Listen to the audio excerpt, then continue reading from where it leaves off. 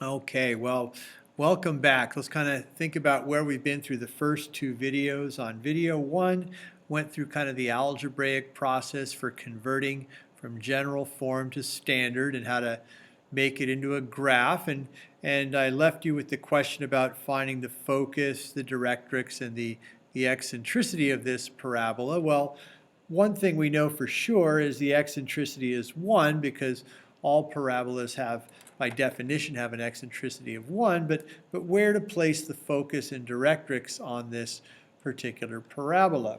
And then we kind of got into this idea of, well, what is eccentricity? And we drew a few pictures, and I have that image again, except I've erased some of the terminology I put in there, because now we're going to try and tie this to equations. We're going to try to bring the algebra part in and try to get some equations for these parabolas, and then try to maybe see how the shape kind of relates to the numbers that are in the equation.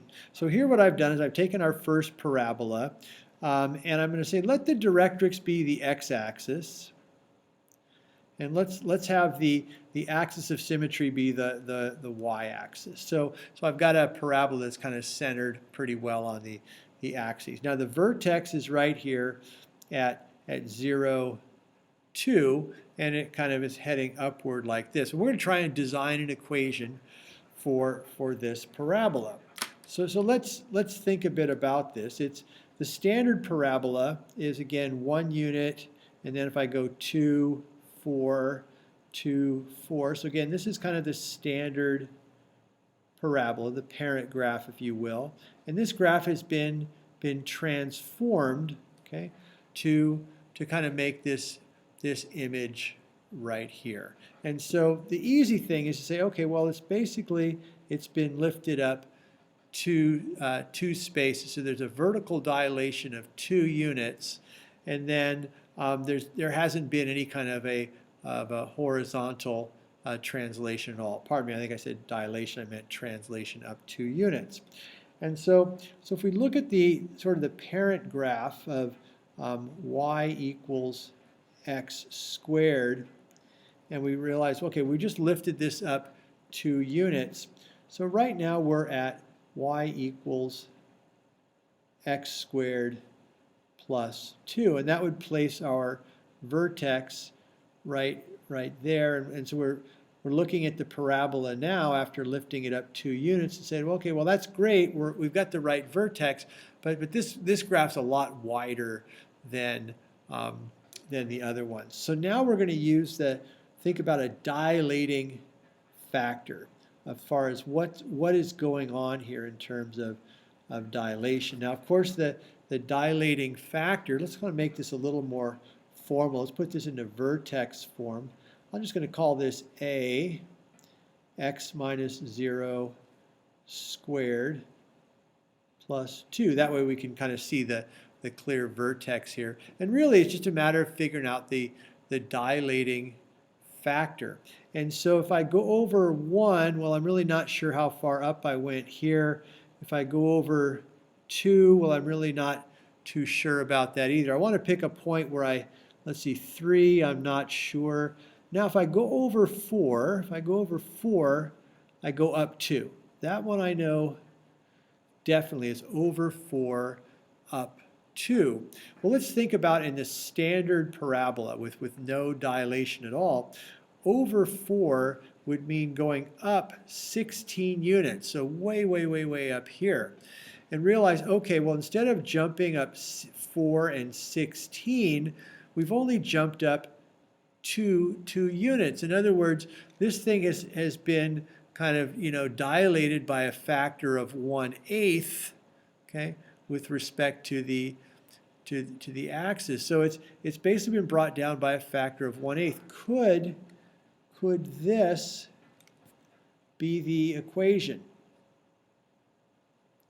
Well, let's test it out on a few points here. So if I plug in 0, do I get 2? So if I put in 0, nothing squared is nothing. 1/8 of nothing is nothing plus 2. So that vertex point checks out well. When x is 4, does the answer turn out to be 4? Does 4, 4 belong to the equation. So if I put in 4 for x, 4 minus 0, 4 squared, that's 16, divided by 8 is 2. 2 plus 2 is 4. That point checks out. And just to kind of cinch the deal, let's look at negative 4, 4. Let's see if that belongs to the equation as well.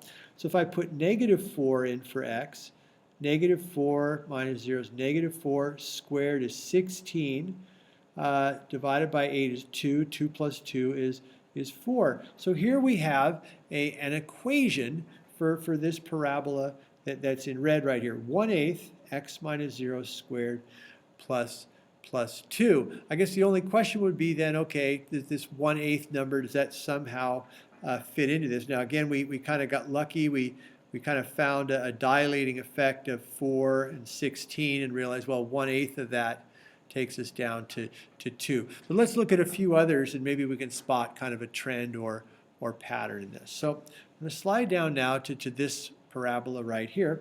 Again, let's let this be the x-axis and we'll let this be the y-axis.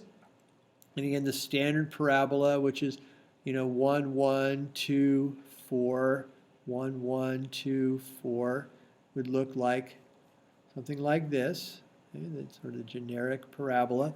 And so, okay, it's been translated up 1 unit. So we'll start with the equation of y equals, okay, we don't know how much dilation yet, but then we know that it's x minus 0 squared plus 1 because we lifted it up 1 unit. And so now we look for that dilating effect. And again, 1 doesn't really help us. Okay, now 2, we're going up 1 unit. 2 and up 1. So we have to think to ourselves, okay, well, normally when we go over 2, we would jump up 4 units. 1, 2, 3, 4. And so 2 by 4. But then this is only jumping up 1 unit. It's only going 1/4 as high as sort of the normal. So that suggests a dilating factor of 1/4. And we'll check that with a few points here. This is the point 0, 1. So 0 goes in. That would be 0 times 4th is 0 plus 1. That point checks out. Let's check the point 2, 2. And so if 2 goes in, 2 squared, that would be 4 times that is 1 plus 1. Yep, that works. And if you'd like, you can go ahead and check this point, negative 2. You'll see that negative 2, 2 works as well. So this time, the dilating factor was only 1/4. So in the first one, that dilating factor was 1/8. And here the dilating factor is only 1/4. Okay, let's take one other, and let's kind of get a parabola that's going sideways. And hopefully you've seen these before. These are where y is being squared. So here we would have x equals, and there'll probably be some kind of dilating effect. And then, so let's think about what this is doing here. And of course the sun's come in, so hopefully this will work out okay. So move this out of the way here. So hopefully you can kind of see that image a little better without the shadows. Okay, so how can we transform this one? So let's see, this looks like, okay, normally 1, don't know, 2, don't know, 3 by 9, no, 4, So this point right here, I think, so if we go over 6, if we go 6 this way, normally we'd be going 36 in that direction. Okay, if we went up 6, we'd be going 36. Well, we're only going 3. We're only going 3 right here. So 3 out of 36, that suggests a dilating factor of 1/12. So 1/12 would be the dilating factor. And then we'd have to think about, now it's y that's being squared here.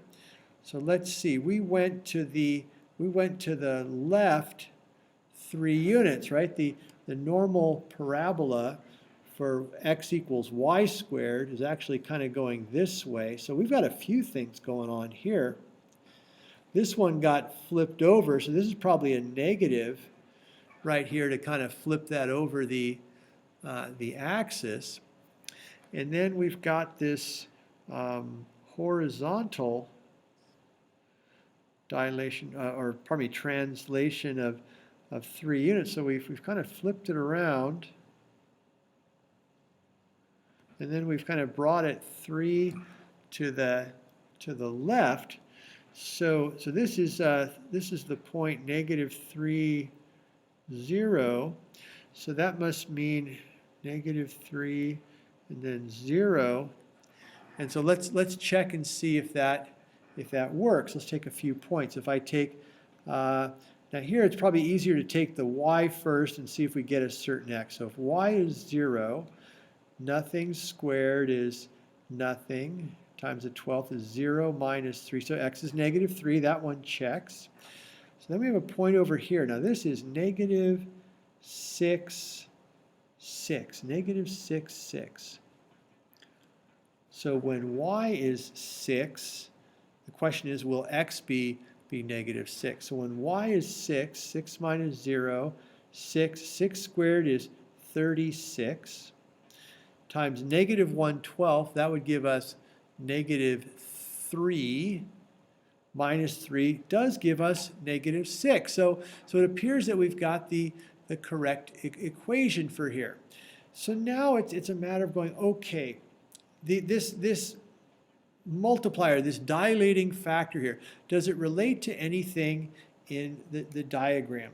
And so here, this was 1/8. Okay, the one down here, it was 1/4, and up here it was 1/12. And so it turns out there's actually a couple different ways you can kind of come up with a number. The one that I happen to like the best is if you take a look at the focal chord. This is an 8-unit focal chord. That's 8 units long, an 8-unit focal chord, and this ended up being 1/8. When the focal chord down here was 4-unit long, a 4-unit focal chord, it was 1/4 was our factor there. And then over here, we've got a focal chord of 12 units long, 12 units, and then this was 1/12.